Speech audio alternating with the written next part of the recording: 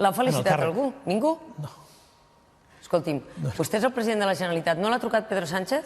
Encara no, sé que em trucarà. No l'ha trucat Mariano Rajoy? No. No l'ha trucat Albert Rivera? No. No l'ha trucat Pablo Iglesias? No. No l'ha trucat Alberto Garzón? No. No l'ha trucat el Lehendakari Urkullu? No. M'ha trucat el vicepresident del govern balear i sé que Pedro Sánchez té interès a parlar amb mi, perquè així ho he parlat. Ximo Puig l'haurà trucat? No. No l'ha trucat Francina Armengol? Vaja. No l'ha trucat Cristina Cifuentes? No. Ara, és normal que no m'hagin trucat? No.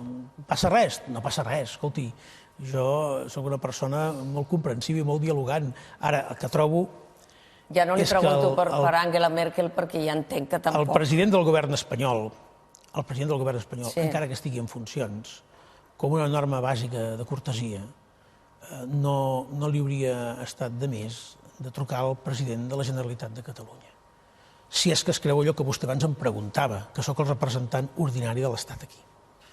Si ja no fa ni un gest de cortesia que no obliga a compartir ni un gram de les meves propostes polítiques, diu molt poc a favor del lideratge polític del qui teòricament vol continuar sent el president de tot l'estat espanyol. He de creure que el rei Felip VI sí ho ha fet.